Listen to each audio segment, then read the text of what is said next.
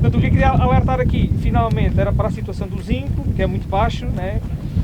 E que eventualmente se pode vir a ter problemas, principalmente quando nós estamos a trabalhar, como é o caso, em regadio, onde esperamos altas produtividades e onde também estamos a trabalhar a qualidade. Né? Portanto, e aí, digamos que a importância do zinco acresce. Portanto, aqui podemos eventualmente vir a ter alguns problemas. Portanto, podemos avaliar a cultura ao longo do seu desenvolvimento e ver se isso se traduz eventualmente em alguma deficiência, alguma carência de zinco.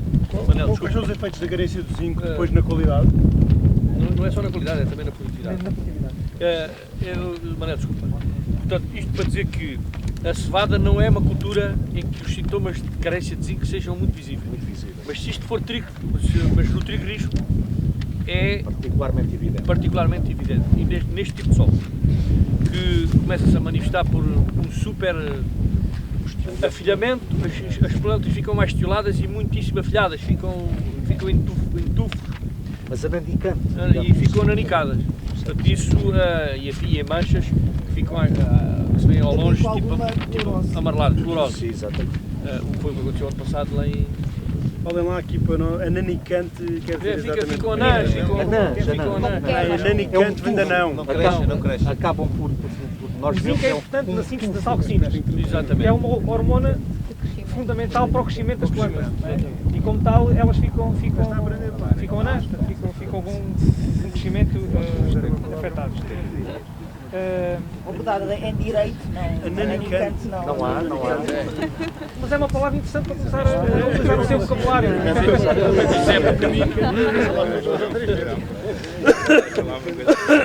Essencialmente, era isso que eu vos quis chamar a atenção. Neste solo, nesta cultura, se recordam, a adubação que foi feita foi com o adubo com o equilíbrio 10-26, ou seja, 10% de azoto, 20% de fósforo e 6 de potássio, 280 kg por hectare, o que se traduz em termos de unidades de fertilizantes de 28 de azoto, 56 de fósforo e 17 de potássio. E até agora não vou mais nada. Vamos fazer agora. Também está o boro baixo. Eu não falei no boro, pois o boro também está abaixo. Passou-me aqui essa situação do boro. Digamos que estas culturas não são das mais exigentes em boro, né? Digamos assim. Mas pronto, mas também um alerta para situações que, se nós tivéssemos aqui uma cultura de girassol, esta situação do boro já seria um bocadinho mais preocupante. O girassol já é mais gente em boro. Como? Se calhar teve aqui girassol, precisamente. E isso é outra situação que depois também aqui mais à frente. Diogo. Nesta parcela aqui que está, há aqui uma zona que o pivô não chega, nomeadamente esta zona aqui onde nós estamos. O que teve aqui o ano passado foi girassol em toda a área. Diz estas folhas das análises. Certeza? Mesmo aqui nesta zona onde nós estamos? Não, aqui era trigo. Não, aqui no sequeiro era trigo e no pivô era... Atenção a isso. Eu tinha essa ideia. Queria só tirar essa dúvida e isto é importante para umas coisas que nós vamos ver agora a seguir, ok? Porque na zona de cebolas e depois eles semearam o girassol. Debaixo do pivô... O precedente cultural é girassol debaixo do pivô e trigo fora? Sim, fora do pivô, na zona de sequeiro, era um cereal.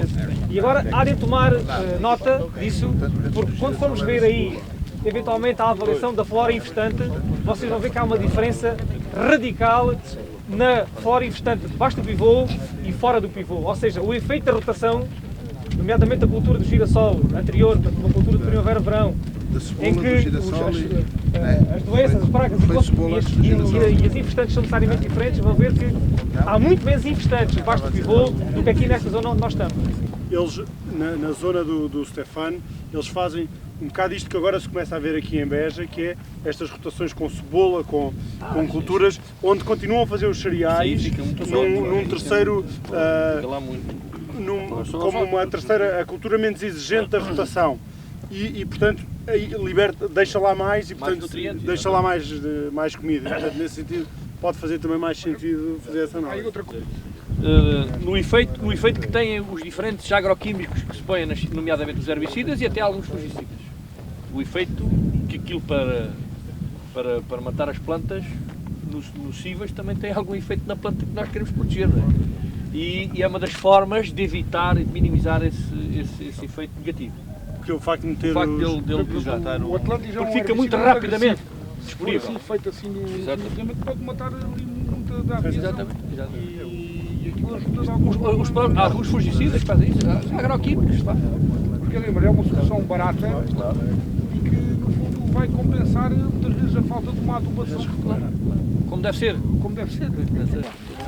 Antes do Stefano começar aqui a falar-nos da reserva útil, eu queria só mostrar-vos aqui, nós não temos para distribuir, mas pronto, é só para chamar a atenção aqui de algumas coisas. Pronto, nós temos aqui o gráfico com as temperaturas máximas e as temperaturas mínimas e a precipitação, mas eu queria só aproveitar para recordar um dos pontos essenciais aqui desta nossa formação, que é a questão exatamente da nossa irregularidade climática, não é? É esta questão de nós estarmos aqui a refletir um bocadinho sobre isto e com esta formação a falarmos nesta questão de irmos ajustando o itinerário técnico ao longo do ano, porque nós temos todos os anos diferentes um do outro. Na próxima sessão, o que nós vamos fazer é dar-vos o termopluviométrico do ano, portanto, o que está a acontecer nestas parcelas este ano e os 5 equivalentes dos 5 anos anteriores, para nós termos uma noção. Mas eu, entretanto, nós não tivemos tempo de fazer isto para agora, mas eu lembrei-me, vocês têm todos este livrinho, o manual, que nós vos demos na primeira sessão, e nós temos aqui, no início, exatamente a parte quando abordamos a parte do clima mediterrâneo, que temos aqui a questão de termos a precipitação errática. Ok? Pronto, e vocês todos têm esta noção. Eu hoje estou a falar nisto porque nós, agora um bocadinho mais à frente, vamos falar nesta questão dos componentes da produção e como é que os franceses têm e nós já vamos mostrar mais à frente, os franceses conseguem muito mais facilmente modelizar as coisas do que nós, não é? Tem a questão dos modelos e conseguem prever a produção do trigo duro tendo em conta o número de grãos que tem em cada espiga e o número de espigas e depois com o peso do grão médio. Porquê? Porque eles têm uma regularidade climática com que podem contar. Portanto, se calhar têm alguma irregularidade na distribuição, mas mais ou menos na quantidade por ano a coisa mais ou menos é parecida. Nós, este ano, estamos com 268 milímetros até agora aqui na Cevada, em Beja, e estamos com 280 e tal, 283 na Mencoca. Pronto. Esta questão da regularidade, Ana Sofia, eu não sei se estavas connosco uma vez que fomos a uma jornada de trigo duro em França, e estavam os gajos, não havia sinal nenhum de chuva, e os gajos estavam a aplicar ureia. Ureia e tal. Nós aplicamos, era um dia qualquer do ano, dia 5 de fevereiro, ou dia 5 de... estatisticamente, nos últimos 20 anos, entre o dia 5 e 10 de fevereiro, caem cá sempre 20 litros. Então os gajos, 4 dias antes, aplicam ureia, porque estatisticamente vai chover, nem vem a previsão. Isto é uma coisa impensável, cara.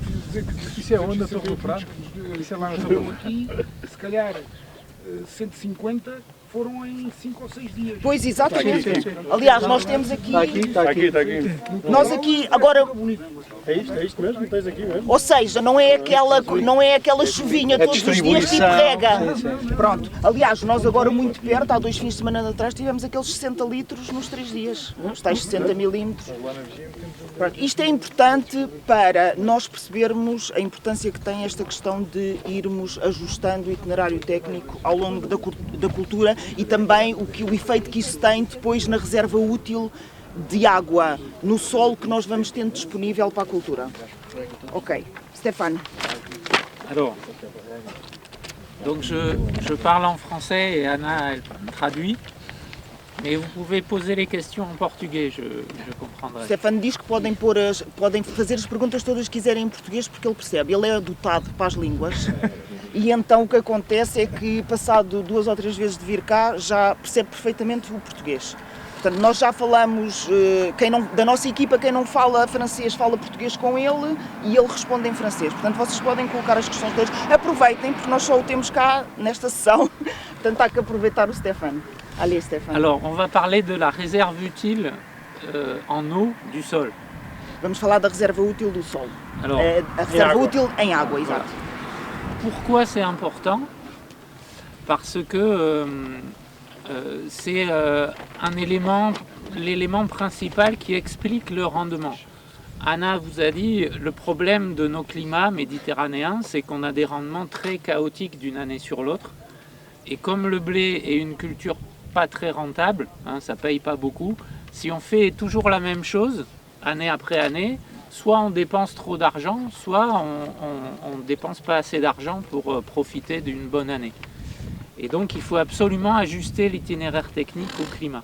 Ok. Portanto, o Stefan está a dizer que o elemento mais importante para a produção, portanto, para a formação da produção é exatamente esta questão da reserva útil da água. Porque como os nossos climas mediterrâneos são muito irregulares, portanto nós todos os anos temos... Nós temos uma ligação muito direta entre... Nós não temos só a precipitação irregular, nós temos também as produções irregulares, não é? Todos nós sentimos isso na pele. Nós não temos uma produção estável, todos os anos temos a mesma produção. E tem exatamente a ver com esta questão da reserva útil. Muitas vezes, ainda ontem nós discutíamos isso, apesar de a rega poder minimizar isto, estes conceitos de ajustar o itinerário técnico e ter esta ideia que a reserva útil de água que nós temos disponível para as plantas no solo é muito importante para depois a produção, também se põe em questão de regadio, porque muitas vezes, como nós estamos a sentir este ano, nós temos, mesmo quem tem possibilidade de regar, não tem possibilidade porque não pode regar porque não choveu. Eu estou aqui a falar e o Bernardo está-me a distrair. Não é o Engenho Sanz, é o Bernardo que está aí a fazer disparates. Alors, si on regarde, ça c'est le rendement du blé en tonnes hectares, ou de l'orge, un rendement des Toneladas céréales. por hectare. 2, 4, 6, 8, 10 tonnes hectares. Et si on regarde, alors des mauvaises années, on va être ici. Os maus anos, Et puis il y a des années, on va être ici. Et puis il y a des années, on va être ici. Et si on a l'irrigation, de bonnes terres, etc., on peut même arriver à 8 ou 10 tonnes hectares. em França. En France. Avec de l'eau. Em França, portanto aqui, Avec de l'eau à volonté. aqui com rega, de tudo que possam regar. São metidos na coisa, Alors, na escala. vous voyez que on a trouvé une relation linéaire avec un critère ici. Encontraram uma relação linear com um critério aqui que agora... Alors, ce critère ici, on l'a appelé le confort hydrique. Conforto hídrico. Et le confort hydrique, la formule, c'est évapotranspiration réelle sur évapotranspiration maximum. Je vais expliquer après ce que c'est. Mais vas-y, tu peux traduire. Não, c'est bom, já traduzi. Portanto, encontraram uma relação direta entre a produção em toneladas por hectare e o conforto hídrico. O conforto hídrico é este rácio entre a evapotranspiração real e a evapotranspiração máxima. Não será potencial? Não. É máximo.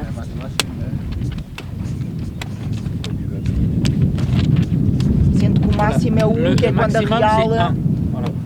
Donc en fait, le rendement maximum, il est obtenu quand le confort hydrique est maximum. C'est-à-dire que la plante a eu l'eau nécessaire pour pousser jusqu'à la fin du cycle. Claro, quando é 1 significa que a real é igual à máxima, ou seja, que não houve absolutamente problema nenhum e ela conseguiu evapotranspirar aquilo que potencialmente, geneticamente, consegue. Et avec un réseau d'essais où le seul problème c'était le climat, c'est-à-dire qu'il n'y avait pas de maladie, on avait bien désherbé, on avait mis l'engrais, on avait tout mis. Si on laisse juste agir le climat, voilà la relation qu'on obtient en zone méditerranéenne. Okay. Portanto, o Stefan diz que eles obtiveram esta relação com uma rede de ensaios em que o único problema que tinham, o único constrangimento era o clima, não é? Portanto, eram terras que não havia problemas de infestantes, sem doenças, portanto, tirando todos os outros fatores que podem perturbar a produção, isto é se só a única questão for o clima.